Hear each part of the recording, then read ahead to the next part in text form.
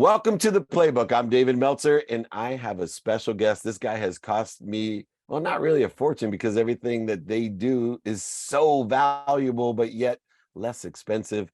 Peter Pernot-Day. He is the global head of strategy and corporate affairs at one of my favorite companies, but especially my daughter's and wife favorite company, Shein. Welcome to the Playbook.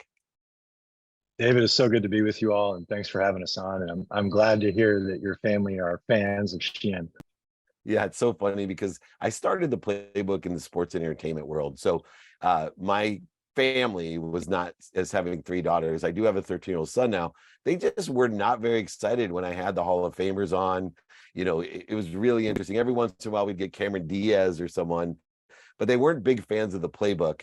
And I always know where the mindset of my family is by when I have a guest that they get super excited about, and I got to see that one. We got to listen to that one.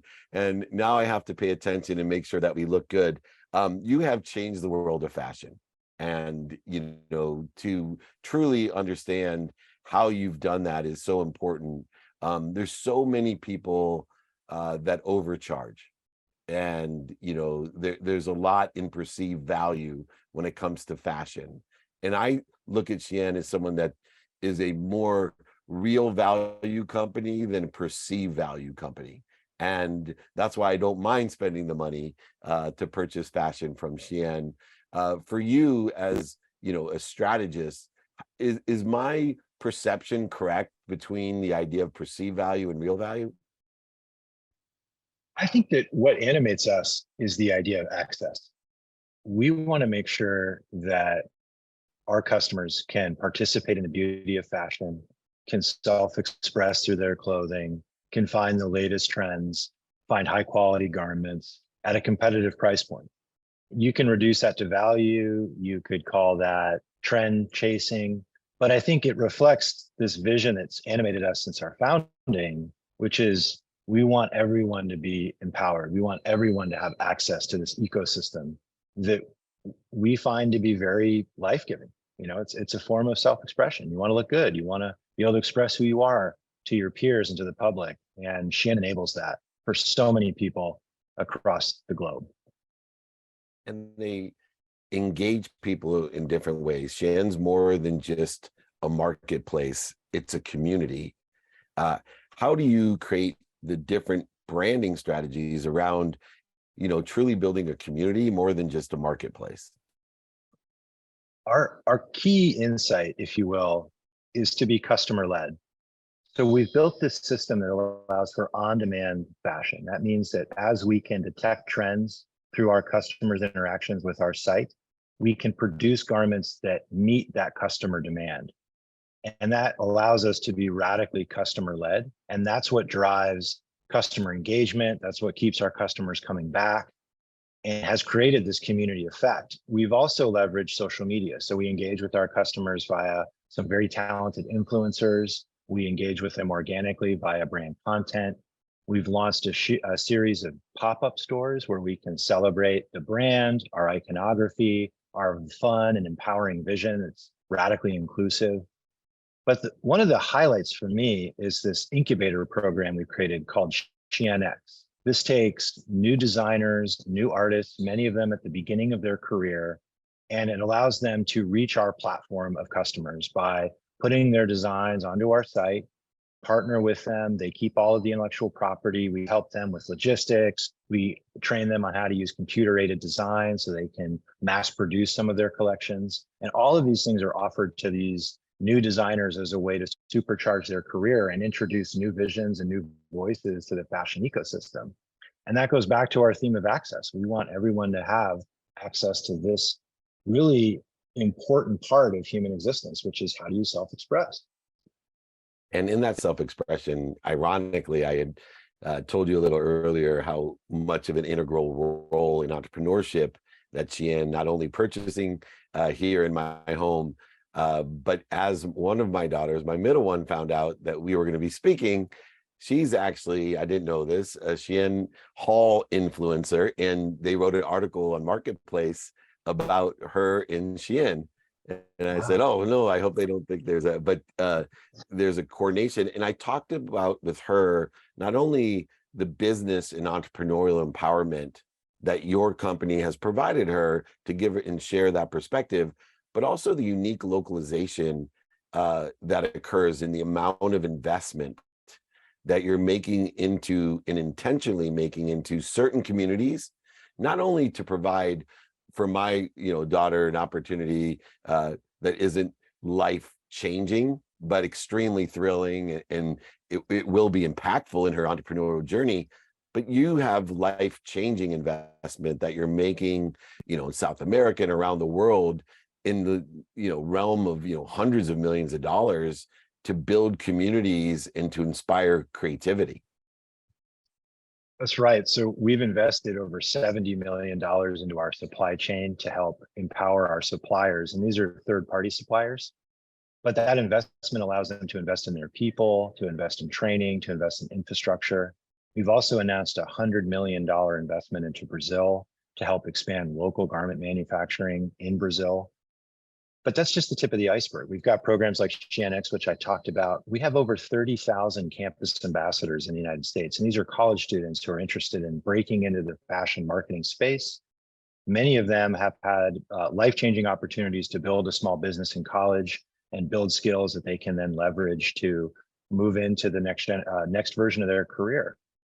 And the Shein X program is obviously heavily in the United States. We have over 1,500 designers in the US, but we have 3,000 globally. And so this is really an opportunity for designers in a wide range of countries to participate in these platforms and to grow their career, to expand their career. And then on top of that, we have 12,000 global employees. We have over 1,000 in the United States. We're rapidly scaling in Europe. We're rapidly scaling in Latin America. And we see this as part of this broader vision that fashion can be a source of access to opportunity. It can be a source of access to really wonderful clothing, and it can be a force for some positive change. One of the ways we're driving that change is through a renewed commitment to sustainability. And we're looking at things like an evolution by design framework, which will help guide us as we push towards a more sustainable future. Now we have a long way to go in that effort. We're just starting out, but I think that reflects our overall commitment to being a global citizen, to being a globally empowering force, and to help everyone be able to access trendy, affordable, and sustainable clothing. And because it's affordable, the argument cuts both ways, because a lot of people see it maybe in conflict with sustainability. I will tell you personally from our experience, it allows me to do something that I don't do. I call my girls hoarders, right? They have stuff for when they were 13 years old, and I'm not sure they've ever worn it before. That's not very sustainable. And when I find with Shein, what we can do is they donate 2 items to people who need them, trendy, affordable items. And then I agree for every 2 that they donate that I'll buy them 1 new one.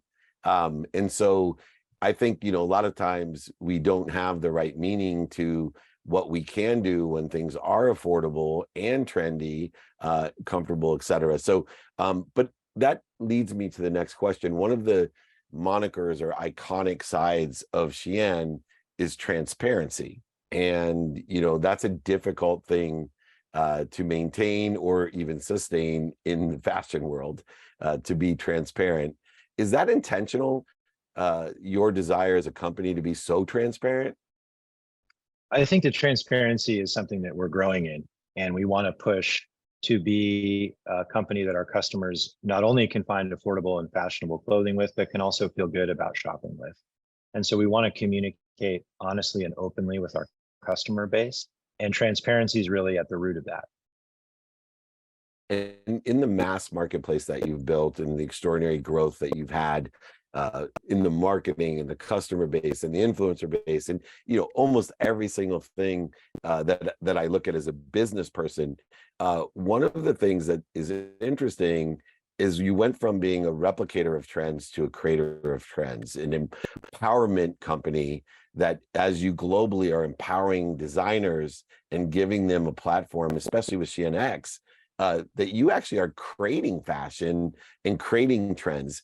Have you seen that transformation since you've been there at Shein? I think what I've seen is that we've done a better job of explaining that, and that's part of the transparency.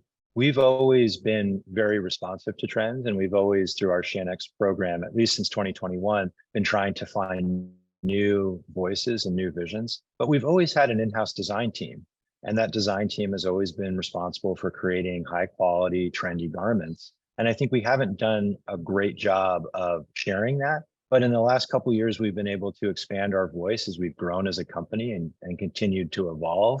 And so I think as we've become more transparent and able to correct some misperceptions about our brand, you've seen some of the value we've added really come to light. So I'm actually very excited about our newfound opportunities to share what we do, how we do it, and our unique way of doing business. And one of the other things I see on a marketing perspective is direct engagement. Pop-up stores and a lot of fashion, they're really not on top of this the way they should, because in order not only to build a community that's accessible, which access is a big part of your business model, the engagement is ignored. And to have a strong combination of accessibility and engagement is super important. And it seems to be a backbone of your marketing strategy to be in the direct engagement business with your community. What are some of the things you're doing beyond just, pop-ups that are providing that type of engagement? One of the programs that I'm most excited about is a suite of technologies that's really been enabled in the last 4 or 5 years that we call live streaming.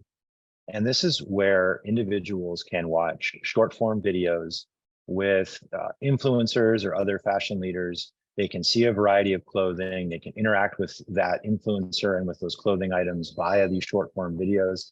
And then they can make a direct purchase via the live stream video. You could call this a version of QVC, but for the TikTok generation. And this type of engagement is something that we've seen tremendous growth and tremendous positive response from our audience and our customers with. And so I think technologies like that enable multi-channel engagement, enable customers to participate with the brand through several channels, be they pop-up stores, be they live streams, be they our traditional web and mobile application. Being where your customers are and where they want to be when they make a purchase decision is really going to be the hallmark of future success. And we're investing heavily in that direction as we grow as a business. Yeah, I saw some on Marketplace Live that these individual influencers were creating an interactive environment where you could, instantly purchase in multiple streams, whether it was even on, I think, not only TikTok, Instagram, but even on LinkedIn, which I never seen before, which is, a huge opportunity for those that are on top of it. Now, everyone in every business is talking about AI. And I believe, coming from the technology side of what I've done over the last 35 years, that, technology has always been my servant. It's never created fear in my life. Justice Scalia, I know you're a recovering lawyer like me. I got out of law school, worked for Westlaw instead of being an oil and gas litigator. And Justice Scalia told me when I presented Westlaw to the Supreme Court, he said, son, nobody will ever do research on a computer. You need books. This was 1992. And, this fear of technology, usually at the executive level, here, this was the judicial level of our country, but it's representative of what I've seen really hold companies back. And obviously, listening to you and looking at how your business is working, AI has to be a great servant in multiple aspects of your business. How long have you been implementing different artificial intelligence in your business? And give me one example of a very strong servant example, an illustration of how AI has really helped the business grow. Well, I was the member of the last law school class at Indiana University that was taught how to shepherdize using a book. So I can remember those changes. Turning back to Shein, I think that we take a slightly different view of AI. Many people refer to artificial intelligence. We like to talk about augmented intelligence. And since the founding of our business, we've used technologies like machine learning, statistical analysis, audience and demand measurement technologies to empower our customers to connect with clothing in a new way. That's what we call the on-demand model. But there's an important component of our augmented intelligence platform, and that's the analog stuff. You have to go out to your supply chain, meet your suppliers, get to know them, understand who they are, invest in their business, and really put in what I like to call the shoe leather aspect, which is connecting this physical creation capability, the making of garments, lifestyle products, cosmetics, to these digital tools. And these digital tools can augment that. And in our case, they've helped us to reduce inventory waste into the low single digits and to offer very, very competitive prices for high quality garments, as your family knows. But they don't replace it. It's an augmentation, very much like other technologies have emerged over the last several decades. This is just another example of that. So I don't see it as anything to fear. I think it's something to use, but to use in an appropriate way, which is to augment human effort.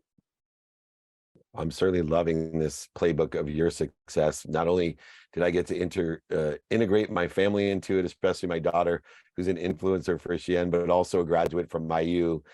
So, these coincidences keep occurring, but I can't tell you the last time I heard the word shepherdizing, and which they tried to brand key sighting. To finish up, as a global leader now, and that's really the role that Shein's taking in the fashion world as a global leader.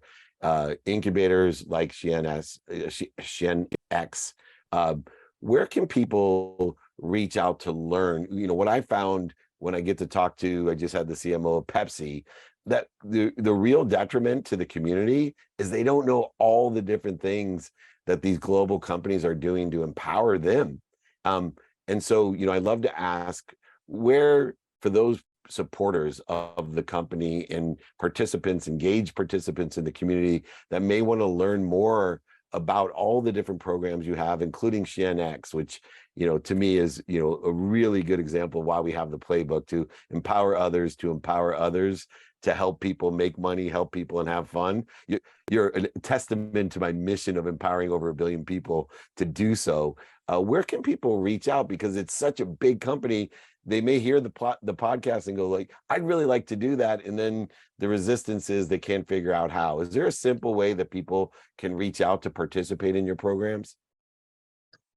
So the easiest way to participate is to go to Shein.com. And many of the programs we talked about today are available via Shein.com, either our mobile app or via our web storefront. If you're interested more about our corporate direction and strategy, please visit us at SheinGroup.com. You can learn more about some of our sustainability efforts, our efforts around corporate governance and responsible sourcing and supply chain management. There's lots of details there, and we share a lot about how we do business on that site. And I think all of those tools are available, and we'd love for your customer or your listeners to engage with them, and so they can participate in the beauty of fashion with the rest of our customer base. I love meeting lawyers that are utilizing their law degree in a non-traditional way to help others and empower others. And I certainly, Peter, appreciate you and everything that you're doing, not only for my family, but for the millions of people that truly enjoy looking good and feeling good because of Shein and being able to afford to do so. And I think that may be missed a lot of times with companies of like yours that are compassionate capitalists that truly are aligned with abundance to make money, help people, and have fun. And I think those three things are represented in Shein and in you as an executive. I am so grateful. Peter Pernot-Day, thank you so much. He's the global head strategist, corporate affairs at the incredible global company Shein. I look forward to more conversations. Thanks for your time. Thank you so much for having us. It's great to speak with you, and go Hoosiers. Go Hoosiers. This is David Meltzer on that note with Entrepreneurs, the Playbook.